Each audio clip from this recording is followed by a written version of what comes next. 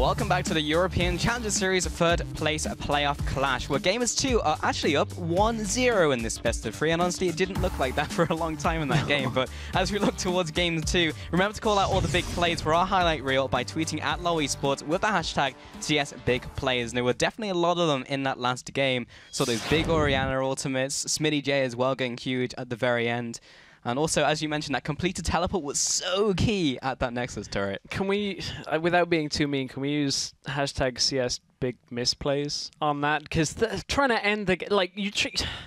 How does an inhibitor turret inhib to Nexus turret trade go that badly wrong without a big misplay of trying to stick around for Nexus when everybody's spawning? Like, I don't want to rag on him too hard, but that was such a rough end to the game. From a very well-composed denial to begin. When it came to shutting down the Riven, you know, making sure the Maokai on Wicked just got through into the mid-game, that plan worked fine. But as soon as the game opened up into, you know, a lot more skirmish, a lot more fights, Denial just didn't have a plan, as you kind of spoke about before the break. Yeah, but it has to be said that Denial, we've often criticized for being this solo queue team, but they had planned out that early game so well. They saw the Riven, they planned around it, they had a composition that could deal with it, they dealt with it for the majority of that game.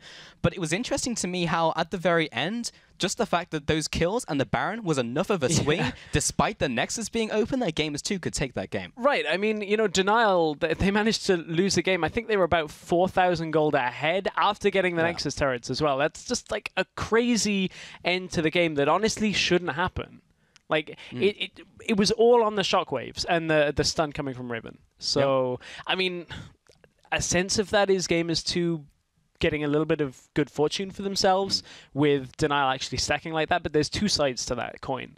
There's a misplay and the big play. Yeah, and I'm not saying it was clean all the way through the game from Gamers 2 either. There was a lot of misplays from both teams, but there were a lot of good plays from both teams as well. We need to see the best of both come out from both of these teams, just like Hover's bread stress into this game. So I'm ready for this game. I'm super ready. But Gamers 2, with their first ban will be Irelia, of course, aimed at Wicked. Yep. Big Irelia player for the last many years. Same as last game as well. I wonder, you know, last game we had a lot of standard bans from Gamers 2 and then more meta bans coming out from, no, the other way around, more meta from Gamers 2 when they banned out the Elise themselves. I wonder whether we'll see the same thing. Denial put a lot of focus onto perks. Yeah, remember guys, Denial and Gamers 2 have swapped up on the sides, as they sometimes did choose it even confuses us. The sides choices. Yes, it does. Fizz, Janna, Twisted Fate, and Rek'Sai will be the following couple bans, and Rek'Sai up against Kairi. As well. Elise pick here straight away. There you go. Like, I mean, not a difficult one. It's either Perks gets his hands on. Okay, well, Jace isn't even that high priority in mid laner right now. I actually, if I'm on Gamers 2, I'm not too unhappy about Jace getting banned away, especially if you get Elise. Yeah, I mean, obviously it was a target against Perks, but it's just like they obviously fear that so much that it when was the last takes that away from Elise. When was the last time in Europe we saw a Jace? Realistically. Varus has been way up in the priority of over Jace. It has. Probably a preference thing for Perks, absolutely. But yeah, a definite change in style. Kickers will be going on to Elise. Remember last time Kickers played Elise didn't do super well, but we've had a bunch of picks. Victor, Corki, Lucian, Braum. Yeah, I like the change up here as well. Make sure you get the Victor for yourselves. That was actually the first pick for Denial in the last game, so they've secured that on an early rotation. And then a bit of a throwback bottom lane for Gamers 2 right now. They know Jesse, we assume he should go even, was down in the last game with that Corki no longer available. Lucian, Braum, old school lane, you get that double tap passive, stack up the Braum passive even faster. Difficult to deal with when it comes to a laning phase, but we haven't seen a whole lot of success on Lucian here in the European scene for a while. Only really forgiven being able to pull out a win. I believe it's something like 1-11, 1-12 on Lucian. I know. Also, across regions as well, North America also not super great on Lucian either. Interesting enough, Jesse's not played a game on Lucian. He's played a lot of different AD carries, but not Lucian. So this is definitely a new thing coming and being brought out here. That is a Karma lock-in, along with Rengar. Remember, Heaver is a Karma player. We've seen Wonderwear use the Karma in top lane, so it could go top, could go bottom. Wicked doesn't strike me as a Karma player either. No, he does not. Like, especially not with his recent champion pool as well. So it is somewhat of a flex. It's still saying to gamers 2, look, we're going to counter-pick top lane.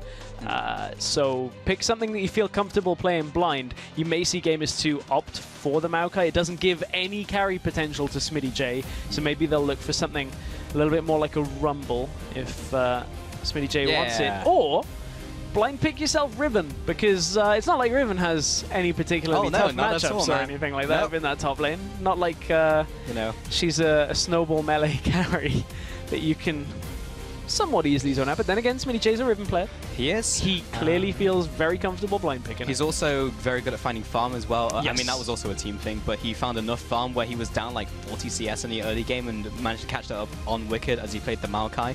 Yep. So yeah, he will be able to find the farm this game, but it will be hard against DNL. An Ahri lock-in from Gamers 2 should kind of... I mean, this team says snowball right now. Oh yeah. Elise, Ahri, Riven, those three are just going to want to hit one lane and hit it really hard. Like, just make sure whoever's in the top lane just gets absolutely snowballing in this game. And if Gamers 2 get themselves a lead, it could be difficult for Denial to get themselves back into the game. And it worked last time with the Maokai for Denial with the early game. Very good early game from them. They're going to go for it again. I personally think they need to look for a lane swap from DNL again. Right. Honestly, like the early game with Maokai Riven is the time where Riven can actually kill the Maokai. But as you saw last game, as soon as you start stacking armor items, you get a couple levels. Riven's going to find it very hard to kill Maokai. Right, but we even saw Smitty J start to come back in the game as well. So we do have to watch out for that now. The early game warding is going to be integral to finding out whether it's a lane swap, whether it's not, see if you can get Smitty J in that 1v1. But even then, as you said, Smitty J and the rest of Gamers 2 have been good at getting themselves farm. And you add on to that now the fact that you have Elise, who now all you need is 1 point in Cocoon, and it's a 1.6 second snare. So, I mean, it's going to be a lot easier to snowball the Riven in this game than it was in the last game. Just depends on where indeed Riven ends up, who's in front of her. Yeah, the early game is going to be very big for both teams. Yeah. Last time, DNL were the ones who were proactive about the early game. And I think they need to, again, as well on red side. So I think we're going to see both teams look for that early vision and look for those potential lane swap wards. Back onto those compositions, though. Victor, again, picked up very early. We've complemented the Riven, but there is still a lot to shut her down. Yes, there is a lot to shut her down. With the Maokai, with the Rengar as well. However, no Buster Shot this time. No hard disengage coming out from Hiva either, so... Yes, the Defiance, but of course, if the Riven's already on top of your face... Good luck with that. Yeah. good luck running away with the flowers more of the Lotus, but flowers don't tend to work so well when a Riven's swinging a giant very blade big at you. sword, yeah. Well, remember to update your votes, guys, after that first game. Tweet at LOL Esports using the hashtags G2 win or DNL win. And we did see it last game, there was a big swing over to Gamers 2, and you were right. Gamers 2 took that game. But we are into game 2 of this best of 3. Gamers 2 are 1 game up against DNL Esports, who are 1 game away from being knocked back into the Challengers Series and away from the LCS dreams. Everything seems to be 1 game away right now, but there could be a potential 2 games in this series if DNL can have the same early game and a better mid game, because this game never went late game for them in the last one, as Gamers 2 were a little bit fortunate, but then again, fortune, you know, favors. Doesn't matter if it's maybe an inch or by a mile that you get the lucky team fight. Yeah.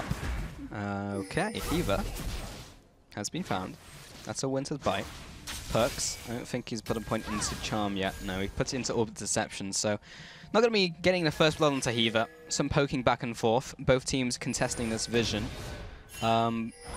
But the fact that Hybrid was there, along with Perks, means that DNL aren't able to get that very deep vision into the bottom side, so they do not get a whole lot of information.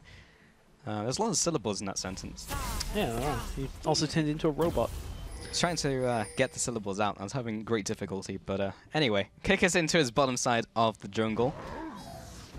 How much information do both teams have? DNL seem to think they have enough to put their duo lane into the top lane.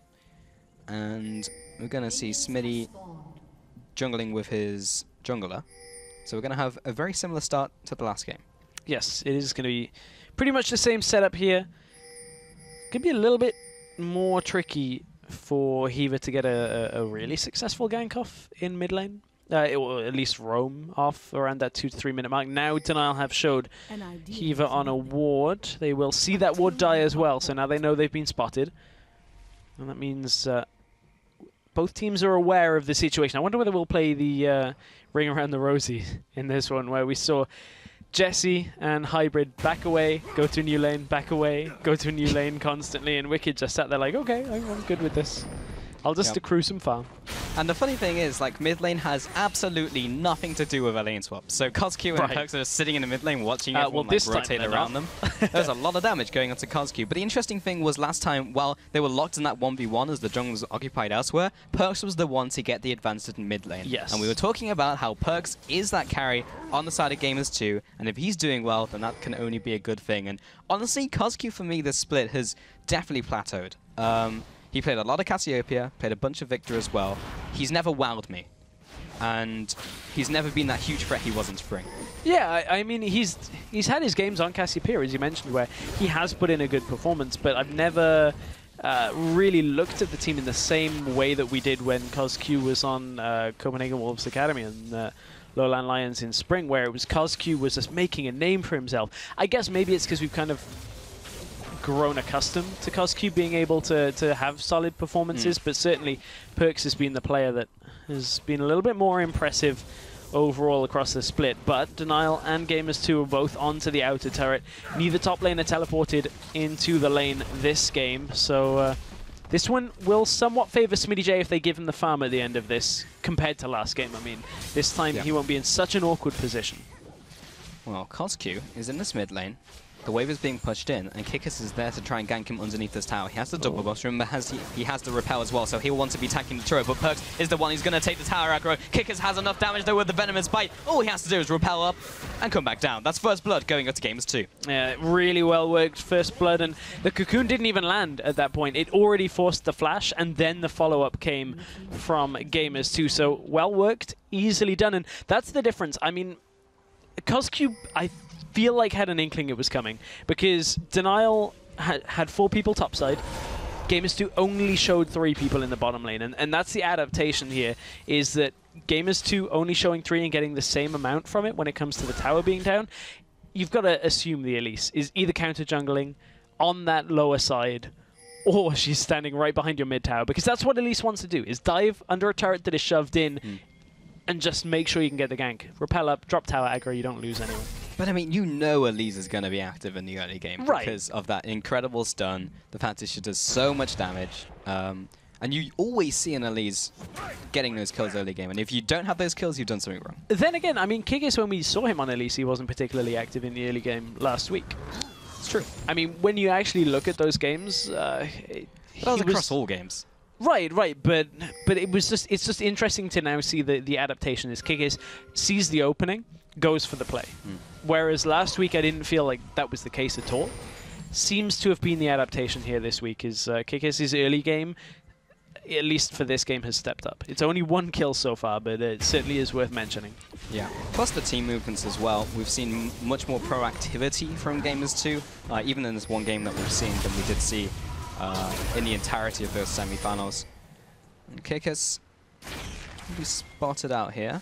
Woolite's going to be staying in the bottom lane. Remember, there's no turret there, so if SmittyJ gets on top of him, then he's got a long way to run to get back to safety. But he will now creep into the bottom lane and say hello to Smitty. And SmittyJ has had time now to farm on that bottom side, whereas Kyrie's had to come up to the top side to help Wicked out, because trying to go up against Lucian and Braum in this situation is a really tough task.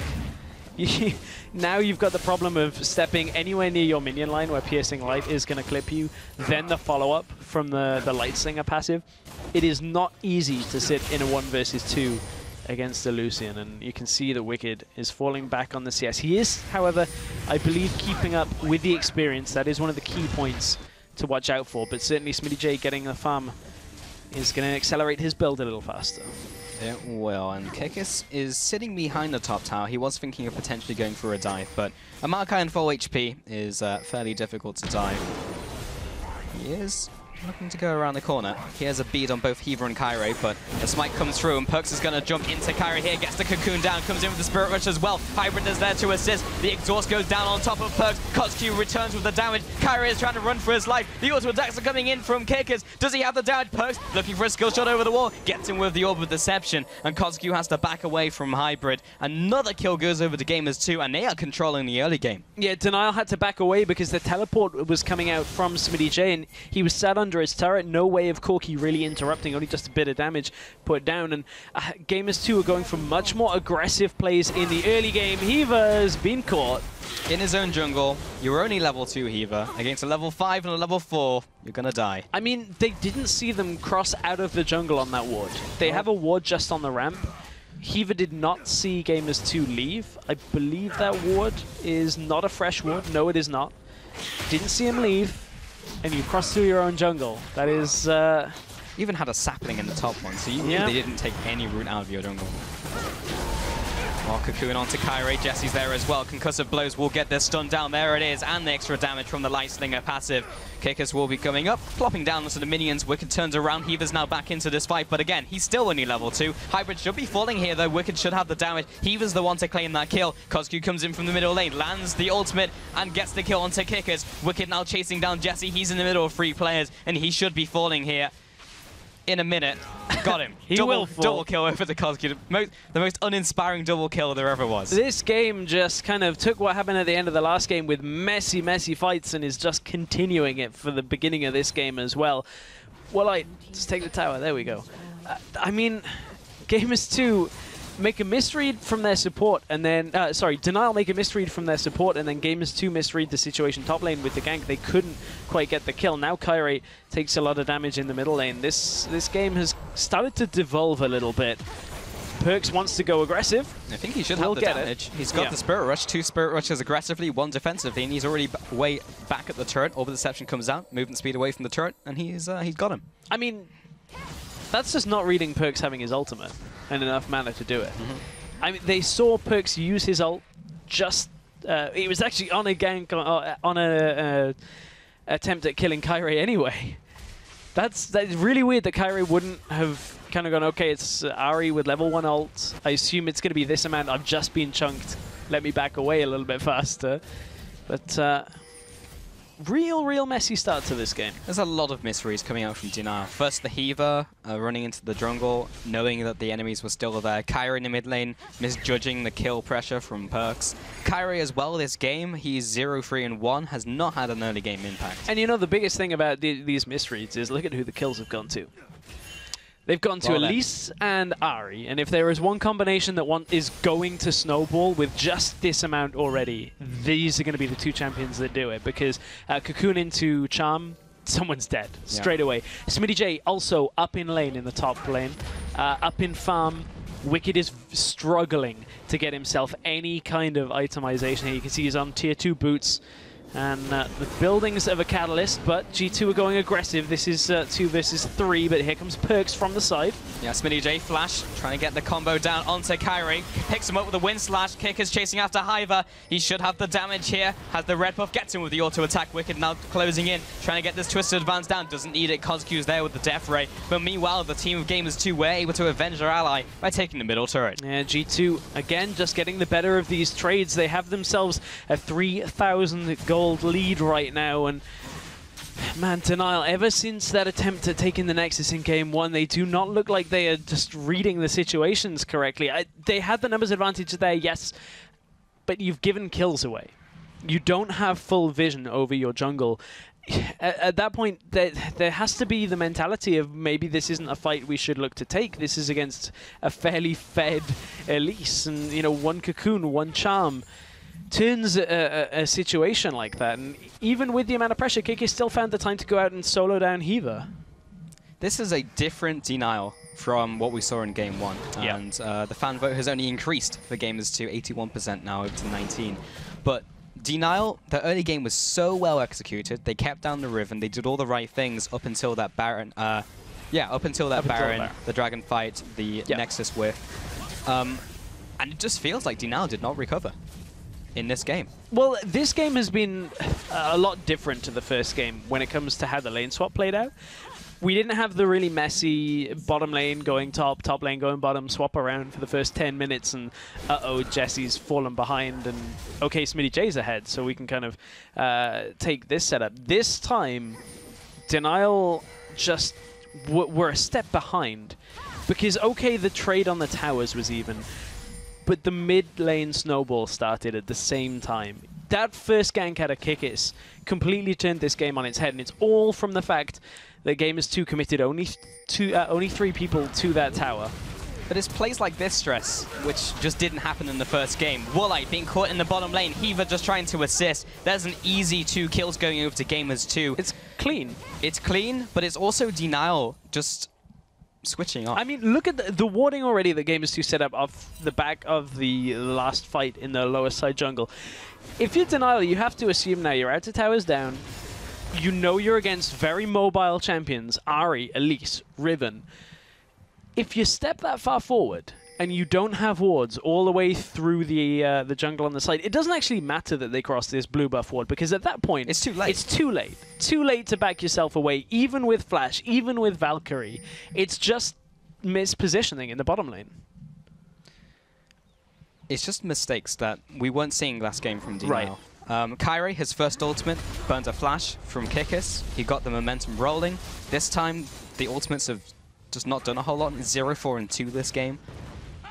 He's gone for the Warrior enchant, still trying to snowball, but has not done a whole lot this game. They're almost 3,000 gold behind at 13 minutes. Yeah. That is a lot, proportionally. That's a lot of gold. DNL right now, the only real way that they're going to be able to actually survive through a mid-game without these picks happening is just solid warding, solid macro level play when it comes to DNL. You know, I don't think they can commit to the next dragon when it comes up. DNL, they're going to have to just make sure that they're not overextending in situations, ward their flanks, don't lose too much more than they've already lost, because you haven't lost an inner tower yet. It's going to be somewhat difficult for G2 to actually get one of those without getting a pick. So as long as you're just playing defensively, until you can get your Maokai, probably a 2-item Mag, until you can get Cosq onto a needlessly large rod item, and from there, you can look to blow somebody up. But look at the freedom that Gamers2 are having right now. Pushing up in the middle lane like that, Jesse was somewhat on his own. The team was there and could cross the distance. But if that happens and a Victor has 2 items, it's a different engage. But there we go. Picked off the Rengar. Now G2 can push for the mid turret. It's a tough ask for DNL. It's doable, but it's very difficult. It's very difficult, and you can't get caught like that. Heaver, by the way, is not even level 6 yet. He's level 5. Now he's level 6 at 14 minutes into the game. Gamers2 may not be able to siege his middle turret, but Smitty J is making it very difficult for Wicked to rotate. And you know, I was talking to the teams who are here today, Mouse and Dig, and they were saying how on point Kyrie's been looking recently. Yeah. And he was looking on point in the first game. He was looking great in the semis, but this game is just not him turning up, and Woolite gets caught in the middle lane. Hybrid lands the Glacial Fissure onto 2. Kyrie coming back into the fight, but he's very squishy. He's not built tank, and he just dies again. Back down for the count. Another 20 seconds away from this game. DNL do clear the middle wave, but again they lose the Rengar. Kyrie is just not in this game. He is struggling to do anything, and he's trying to force plays. And because he's struggling to force plays and trying against a snowballing team, this is just going to get worse and worse. 0-6 at 15 minutes. He's died once every under 3 minutes. I mean, I haven't seen this from a jungler in quite a lot of time. What's happening to Kyrie is what he did to Senkux last week. Well, Senkux is going to hate me for saying that. Senkux is going to hate you for saying that, but you're not too far wrong on that. Kyrie, I mean, playing Rengar can be a tough task, but certainly but we know we can make it work. That's the problem, Stress. But the problem is at this point, it's too far gone. Yeah. At this point, Rengar has almost no use. You're there for a bowler, and that is it. Just one. And if you can't get that, the fight's not going to be yours at all, realistically. not the performance we were expecting from Kyrie in this game for certain. He's looked so good through the split. A big change, honestly, in his play style from how he looked at the end of the spring split, if you remember when he played Origin. But yeah, gone full circle, unfortunately, in this game. So for anybody that's watching and is like, oh, Kikis just walked over a pink. G2 are so confident in their lead right now. Kikis walks over the pink to place a ward deeper and goes, oh, you've got vision here? Great, okay, I'm walking straight past your vision. I'm going to go ward, let you know I'm warding, and then cross back to clear the pink with my support. I have this safe play right now. It's very confident by Gamers 2, but also well within They're their playing reach. the lead well. Right, I mean, at this point, all they're doing is creating picks. They're hiding around corners. This time they are on a ward. Perks is sat literally in vision. I mean, it's a little bit of an unorthodox ward placement, but it's smart against a composition like this, just to catch that corner. So, I mean, that's a positive for Denial at this point. It's stretching, I was going to say, positive. it seems like you're grasping at straws here. Hey, look, you've got to look at how a team can get back into a game. And if you do prevent the picks, that's how you can stop them. But at this point, you show Kyrie top lane on a ward. Wicked and Heaver are not strong enough to take this fight. Can they wave clear? They have Woolite there, which means they can wave clear. But or not. Perks has his ult and ignite, so one charm onto somebody squishy, and that is a dead tower. It's actually really annoying. His death ray is not quite enough to one-shot the back minions, so it needs something else. Smitty J may be caught in the top lane. That's a lot of damage from Woolite and Kyrie. He's behind, but he's not that behind. With two players jumping onto Smitty, he goes down, and Gamers 2 do convert this into the Dragon, however. Top tower should be traded in by Kyrie and Woolite for that Dragon, however. Now the recalls come out from Gamers 2. The rest of Denial are backing off. It's been completed for a while. Haven't quite gotten the chance to talk about it yet, but Jesse, his first item was Phantom Dancer. Okay. It's been completed for about 5 minutes now, but... I don't know how I feel about that. Yeah, that was going to be my question, Jarrett. I mean, it gives him attack speed, so he can shoot more with his ultimate. Yeah, and take down turrets. But does that when do it comes to more attack damage? speed, I don't know the maths on that was gonna be my next thing. Is like the overall damage output surely is reduced. Like it's they have so much freedom on this game that he can maybe get away with that. I don't personally like it myself. Someone out there's already done the maths. It's like, well, this does 20 more damage in the full duration of the ultimate. His second passive shot deals 10 more damage. No. Well, you know, the other side is a very obvious one from Woolite. Is the well talked about Triforce spike from Corki, which is where Denial are. They have had that Triforce for a while. Sat on 1,700 gold, so when Corki does go back, he will be able to spend a little bit more of that money. I think he's just finished his level 2 boots. Well, Jesse bought something. What's it going to be? It's... BF Sword. So he's going for an Infinity Edge. I'm glad he's getting one, otherwise I would be more attack speed. Very surprised if he wasn't going Eye Edge at all. That would not be the build. Heaver, oh my goodness. That is a lot of damage coming from the jungler here. Kikis is on the pursuit, so is Perks. He even uses the Spirit Rush for it, not even sure if that's worth it. Kyrie's going to jump on top of Perks, but he jumps into 3 players, instantly gets CC'd. That's the double kill coming in for the Ahri, and he doesn't even die himself. Burns both summoners for the privilege though, but another 2-0 over the Gamers 2. You can see the Victor damage does still rear its head. Void Staff first, you can see there is an Aegis of the Legion and the Abyssal Scepter on the side of Gamers 2, so he's trying to chunk through that MR already. Still means that his overall damage output when compared to like a Rabadon's or a Needlessly Large Rod item is going to be lower overall, but CosQ still has a little bit of bite left in him, especially if he can hit the skill shots, but didn't on that occasion. I mean, even Kyrie does a lot against the squishies still. Right. It's just the fact that he is squishy himself and gets blown up. I mean, the real thing about this is it's great that CosQ has some damage, but we're almost at a situation where Perks can solo carry this game. 6-0-5 at 21 minutes on Ahri. Wicked is not going to be able to sit in front of that. He has no magic resist.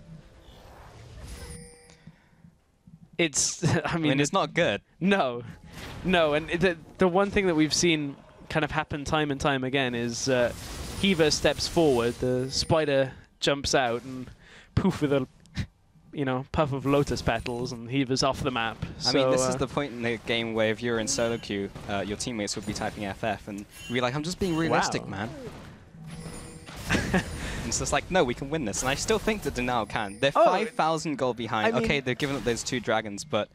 I mean, if Gamers 2 can win with having no Nexus turrets, being 4,000 gold down, and somehow DNL didn't end that game. I mean, the turnabout's fair play, but it's certainly not over, but also not particularly realistic. Yeah. It's not over until it's over. Yeah. But Stress is that guy in solo queue who will say, I'm just being no, realistic. No. I was that guy in ranked 5s, okay? Man, getting flamed. Got him. Anyway, so is there like a report function for this broadcast? Unfortunately verbal abuse. Reported for verbal abuse. And DNL and Gamers 2 have been in this mid lane for a very long time now. And I just saw this same situation happen 2 minutes ago. Kyrie jumps in 2 free players and will instantly be taken down. DNL try and support him, but it's just not enough. Another Spirit Rush comes through. Perks will be using the last one to try and get the kill onto Heaver. This time around, oh, the wind slash from Smitty! Obliterates Heaver on the way out. Now chasing down underneath this turret as well. There's the broken wings, but Smitty has gone a little too deep. Will I score? Oh, Kickus with the Venomous Bite, but he'll be going up. Dodges out of the way of the Death Ray. Nets Kozki with the Cocoon, and will be on his way out. G2 can just get top tower from this. I mean, Kyrie just goes for another engage. I would love a counter of how many of those have actually worked. 1. Yeah, well, yeah, depends on how many assists were in that one. Yeah, exactly. I mean, the clear thing is 8 haven't really worked. I mean, I really wonder what makes Kyrie go in on this, because they know the teleport's still up. I guess they just feel like they have the numbers advantage. Kozq and Wicked aren't even in this. Kozq's already chunked. Wicked's just a non-factor in this fight for pretty much the majority of it. And even then, he's no magic resist, remember? Heaver's no life. And Wicked is just getting absolutely crushed in this fight. He's up against double AP, or double magic damage, and 2 physical damage. So he had to pick one. And unfortunately, it was the magic damage that started the snowball off. And not really easy for him to sit in front of anybody there. It's actually quite nice by Smitty J there. He used his E to cancel the animation of his ultimate. It's a very simple combo, but you can generally, this is kind of a rule of thumb on Riven, use your E as an animation cancel for your next ability. And if you're using it with the Wind Slash, then you can get a little bit of extra range, which he used there at the very end. Wicked's building second item Frozen Heart. He needs magic resist really quickly. Okay, Riven's doing damage. Okay, Lucian's doing damage. I can accept that, but still, the Ahri is the one that is fed. I guess he's kind of just given up and said, okay, if Ahri's coming on, if Ahri's gonna look to charm me, I'm gonna hit my ultimate. Dead anyway. And yeah, I mean, Wicked's not the one that you want to charm, but still, you'll be able to chunk through so much of it, even with that ultimate from Wicked. If they can kill Perks, though, there's a lot of damage off the table. But again, this is the beauty of the Gamers 2 composition. They have Threat in the top lane. Jesse's doing well this game as well. Yeah, Gamers 2 are looking for the Baron. They set up wards in the lane. Smitty J's no teleport. Risky. Now DNL are here as 5, and they're going to go. Well, that's a misglacial fissure coming in from Hybrid, actually, and goes right through the goalposts of DNL. They'll actually be chasing them down. Jesse is split from the pack. However, Smitty J is coming in from the mid lane, and he has his ultimate ready. Perks is jumping in, does not land his skill shots. Smitty J is not able to get in range with the Riven. They'll go for the Crab instead, and that's a 1-0. So DNL stopped the Baron, but now they have to go back, and so do Gamers 2. We spoke about, you know, how is the shot calling from Kickus, because we praised the shot calling week 5. We didn't like the shot calling in the semi-finals against against Maus.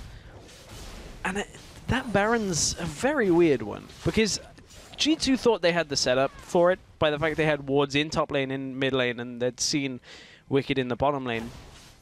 But they still don't have the fastest Baron right now. Okay, they've got Elise, good single target damage.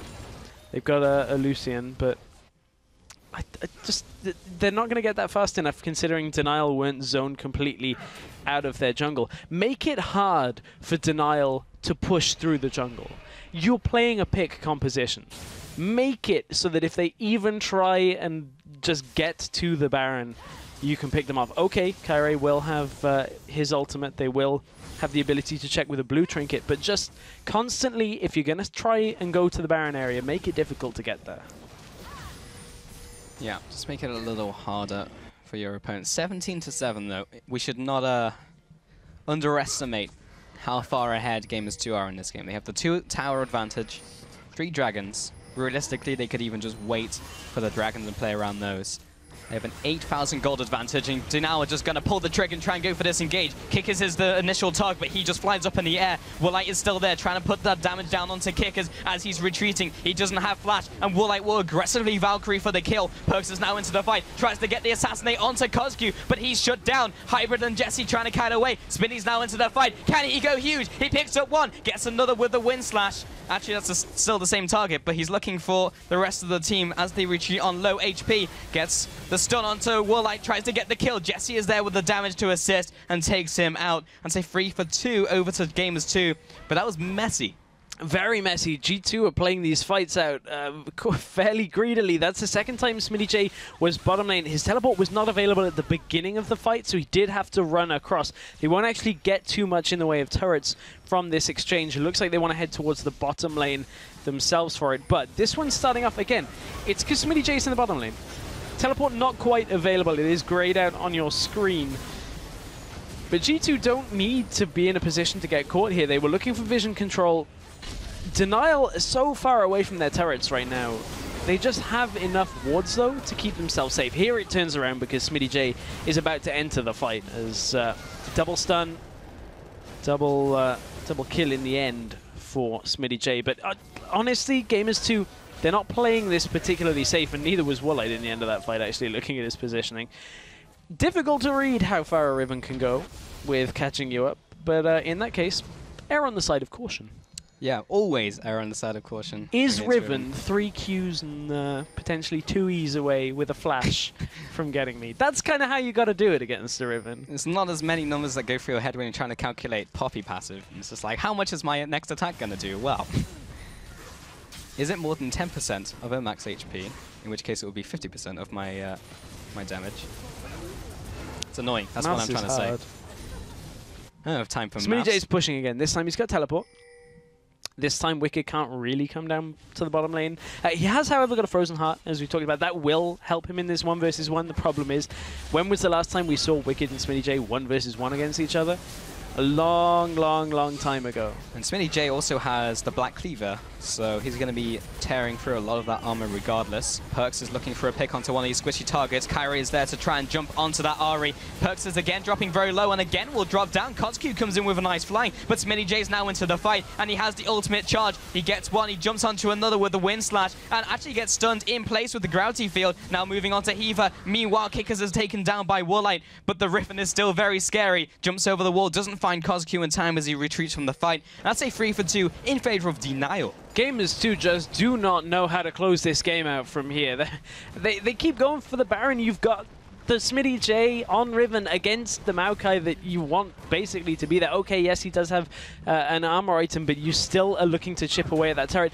This fight, even though SmittyJ had teleport available, was prolonged because of how long it took SmittyJ to drop back from the Maokai. Wicked was kind of chasing him out through the jungle, and finally SmittyJ got his chance to teleport in. Keep a look on the minimap. Running back all the way until this fight's already started here, and SmittyJ only now starts the channel. From this, Perks gets focused down. It's good damage from Kozku to know he has to blow up Perks, and from there the rest of Gamers 2 kind of end up falling, but SmittyJ certainly isn't making this easy for his team, and it's all because Maokai was just chasing him out through the jungle.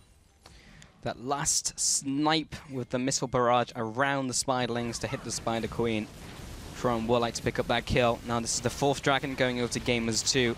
DNL did find a good few fights, but they're still quite not strong enough to go for a head-on engagement. But they're finding Gamers 2 in bad positions, and those 2 bad positions was them trying to take the Baron instead of just doing something else. Like, they got stalled in mid lane. Okay, you can't pick up the tower, but then you just wait and pick up Dragon. You do not need to force Baron when you're that far ahead. It doesn't feel like Gamers 2, as we see Hiva very slowly dying, it doesn't feel like Gamers 2 are particularly comfortable with playing with the Riven. Not just because, you know, it's a slightly different dynamic. Their ability of not to engage or get engaged upon while Riven is not with them seems very lackluster. They're not playing safely. They're not controlling vision quite well enough to do this split push. And because of it, what was a massive lead still is a substantial lead, but it is getting stalled very heavily by Denial. And that's a problem when you're playing against a Victor and a Maokai who's only going to get tankier, but more importantly the Victor, who does a lot of damage. He's 6-1 and 3, got the shutdown guard, remember, on Perks as well. So you can't underestimate his damage. Perks is down in the bottom lane. He can't actually show that. If he does, then it's Baron. Yes. Because you can see how close Denial are to Baron. Oh, Kikis. Oh, this is not good. Flash over the wall. Wicked finds him. There's the twisted advance. And they pick up that kill. This will be the blue buff going over as well. Smitty tries to steal it with the Ravenous Hydra. But that's the jungler down. Denial, what did they do with this? They have the power play over Baron. I mean, now it's Denial that are just controlling the vision. Like, rather than just starting it, which I feel like they actually could have, but they do risk Smitty J and Perks coming in. Rather than just going straight for it, like Gamers 2 were doing, make it difficult for them to enter this the river. If one person crosses down, Denial take the fight. But again, Denial are playing this from behind, so they can't all in on the Dragon, on the Baron right now. This is a very awkward situation for both teams, and a very odd game. Gamers 2 start this game with a gigantic advantage, and they just take everything away from Denial, and then it feels like they were styling for a little while, and then just got stalled out. Perks chose the bottom goes lane. bottom lane. That was a red buff being taken by Jesse. This is an easy play from Denial, just to say we're going to go for this Baron. This will go over to Denial, and now they'll turn around. Wicked pops the Righteous Glory. He'll be going on to Smitty J, who jumps into 5 players. He gets the stun down, but there's no damage behind him. Jesse gets caught as well. Perks jumps into the fray. He's very fed, but he's again going to get locked down by Wicked. Yes, he gets the shutdown onto Kotsky, but it's only Hybrid and it's only Kickers who are still remaining in this fight, and they simply don't have the damage. Well, I find him. He gets the kill. That's a 4 for 2, plus the Baron over to Denial. Why did Perks show bot?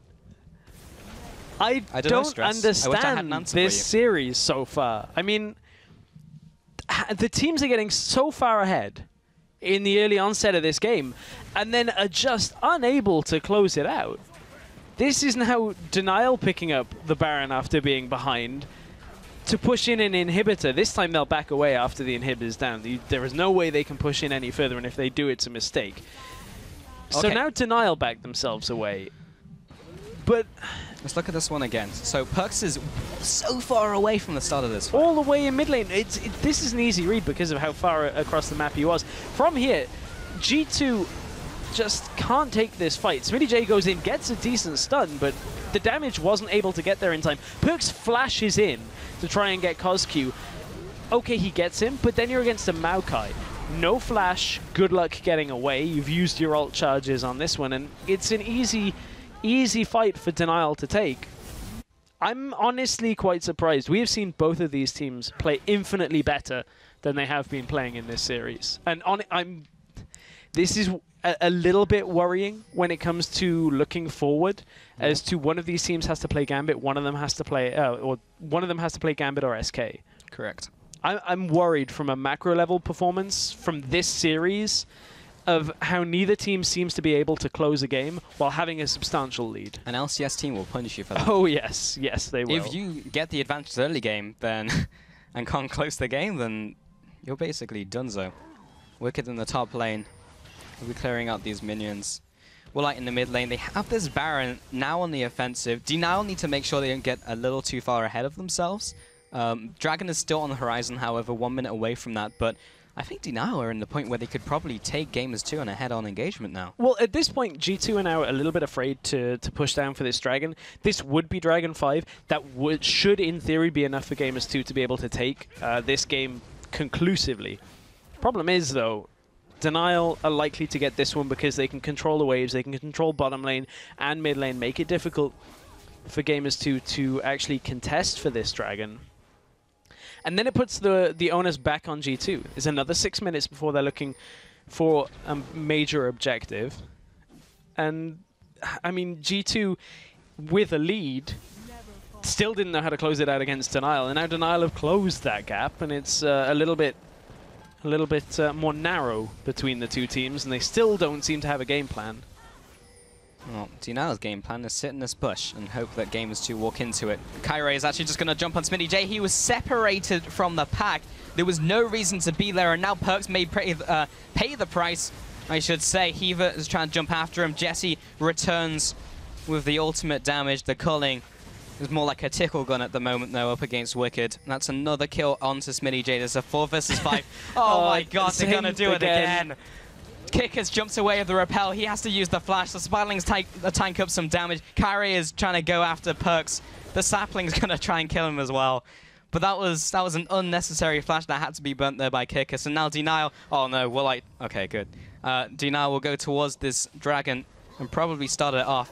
Hybrid's got no ultimate. Jesse, Perks, and FLICKR's also have no ultimate. What? Yeah, they've let FLICKR stay. He can't repel up, surely. Surely he can't repel for this. It's too high. They haven't burst it. And they go for the fight. Yeah, they just take out FLICKR. He goes splat. The dragon should be going down here. Perks takes a big laser to the face. Jesse turning around with some damage. Smitty J is now in the fight. There are a lot of targets that are very low. He has the flash, remember. There comes the key burst. What? Oh, a huge ultimate coming in from Smitty J. He gets 1, he gets 2. He annihilates the lineup from Team DNL. That Riven pick now pays off dividends. Oh my goodness, Smitty J finally shows us some Riven play that it's just massive in team fights, and that's just in the game. That's how you close this game at this point. G2 can close this out. That's G2 taking this game 2-0. I have no word stress. The inhibitor's going down. The flash from Perks, the kill onto Hiver. That is a 5-0 or 5-1, but either way, Gamers2 are closing in for the kill. Smitty J, off the back of that, he is able to close out this game for his team. The Nexus turret goes down. Hybrid styling. This is 2-0 over to Gamers2, and DNL are out. They have to go for another split of Challenger. Gamers2, 2-0. They advance to the Spring Promotion Tournament. That was... that game at the end, just catching multiple people. It's the same type of play from the end of game 1, where G2 just go, okay, this is our team fight. Got it. This one. I'm going to get multiple people stunned, and then we're going to layer the damage down. Everything I know is wrong, Paul. Yeah, that's what it feels like. Everything I know in this game Not a whole lot of that wrong. made sense. Very good play by Smitty at the end. I mean, that is the strength of Riven, right? Like, you can jump on a team, you can just hit everyone with the Q, the W, and the ult, and kill everyone. That's what Riven can do. And Riven can win you games like that. But that was a lot of mistakes made by Gamers2 up until that point, despite that gigantic early lead. That didn't need to happen. Oh, they got stalled for so long. I mean, FLICKR on the other side for DNL in that game was 1-11 at the end. 1-11-11. The jungler being that far behind and being that squishy on a Rengar should have no impact, but they constantly let him start fights a little bit later into the game. And from there, G2 just misread 3 team fights. 2 with no teleport, 1 with the teleport that came later because Smitty J couldn't get out of the lane. I mean, in the end, they win that game, but it kind of, aside from the obvious benefit of now they get to go to the promotion tournament, I don't think that game's going to feel like a win. No, and to follow up on the point we were making before, if they play like that up against an LCS team, Gambit or SK, that will not fly. Right. They will not win that series. But that being said, that wasn't the best Gamers2 we've ever seen. No. That was also not the best DNL we've ever seen. If the best iteration of that team turns up, they'll have a much better chance, but they can't play like that. The positive things to take away from that game was G2, or game 1, DNL had a much more improved early game when it comes to the game plan moving around the Riven. And then in game 2, the early game from Gamers2 was a lot better when it came to setting up the ganks to start the game for Perks, get him snowballing on that Ari, and that was a very effective strategy coming out from Gamers 2. I think from there, though, getting stalled was just such a big problem for them, and that's something that they're going to have to look and try and sort out. Yeah, well, we can follow up on that in a minute, but that does mean that Gamers 2 are going on to the promotion tournament. That will be on the 5th of September, so mark that in your calendars. But we are about to have an interview with Perks, who ended that game 17-4 and 24, or over that series, rather. Now, Perks, congratulations first off on that win. Hello, thank you. But, so to you, how did that series go? Because there were a lot of ups and downs. It was really bad, because first game, early game was really bad, but somehow we made a comeback. I don't even know how. And second game, we played really good early game by plan, but then we drew. I don't know how, but it just happened. And Smithy J made a sick play, so we won. What was the feeling like later into game 2, where you guys were struggling a little bit more? How did you guys feel in that game? Well, everything was going by the plan in early, but then we made some misplays, like people getting caught, or me going bot lane to clear the wave and Nash is up, and they just backfired. Now, so people were a bit panicking, but yeah. Yeah, I mean, we were talking amongst ourselves. We were saying this is not the best Gamers 2 that we've seen. To you, what is it that you need to change between now and the promotion tournament to clean up some of those misplays? We need to change our communication, improve it, and yeah, that's mostly all. But hopefully we'll prepare more for the LCS teams and maybe even win. Certainly has. You've seen a couple of changes in the last few weeks with Kikis coming into the team. How has that been for the team? It looks like you guys are all there together playing. It's a pretty good addition to our team. Gives experience in shot calling, so we are improving with that, but we are kind of inconsistent for now. So maybe we'll improve that for the promotion tournament and show a lot stronger, because we are better than this. Yeah, well, I actually want to talk about the promotion tournament there, Perks, because there is time to look back, but there is also time to look forwards. Who would you rather face in the promotion tournament out of SK or Gambit? I honestly don't know.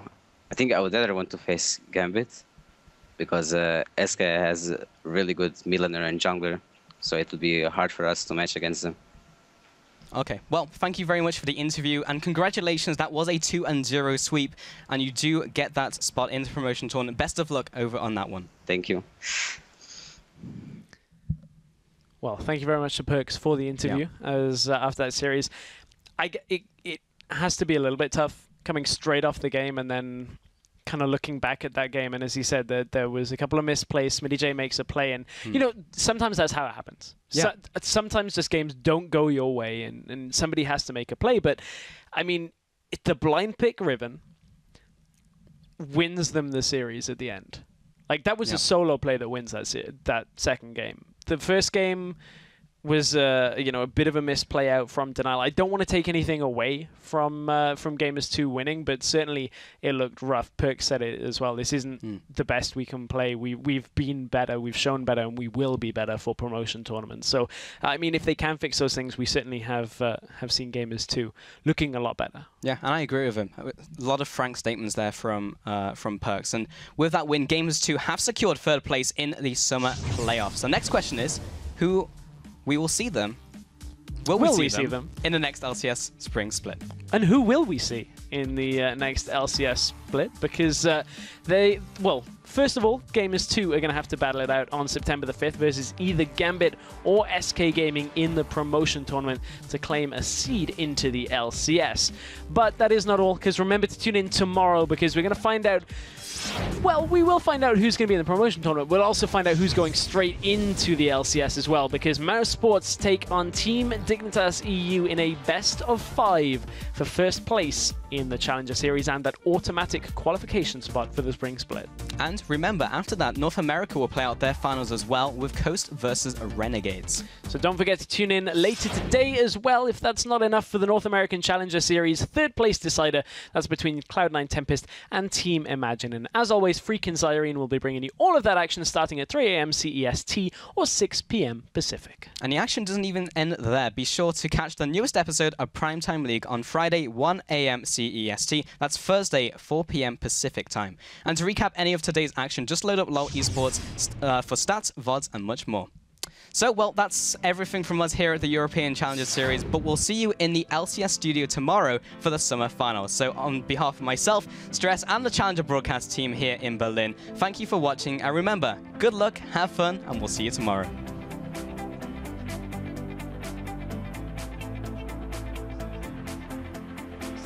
Yeah, I mean, really, what can... you okay, buddy? Jumps on top of him, actually gets pulverized, headbutted into the wall. Jesse will return the damage. Aggressive Valkyrie forwards into the exhaust, and now there comes the cat from the sidelines. Picks up the first kill. Will jump away, but Smitty J is coming into this fight. He gets one, he's looking for another. He doesn't have his ultimate, though. He'll have to try and retreat for the cooldown. And Kikis is there to try and gank him underneath this tower. He has the double buff. Remember, he has the repel as well, so he'll want to be attacking the turret, but Perks is the one who's going to take the tower aggro. Kikis has enough damage, though, with the Venomous Bite. All he has to do is repel up, but the smite comes through, and Perks is going to jump into Kyrie here, gets the cocoon down, comes in with the Spirit Rush as well. Hybrid is there to assist. The exhaust goes down on top of Perks. Kotsky returns with the damage. Kyrie is trying to run for his life. The auto attacks are coming in from Kickers. Does he have the damage? Perks looking for a skill shot over the wall. Gets him with the Orb of Deception. There are a lot of targets that are very low. He has the flash, remember. There comes the key burst. Oh, a huge ultimate coming in from Smitty J. He gets one, he gets two.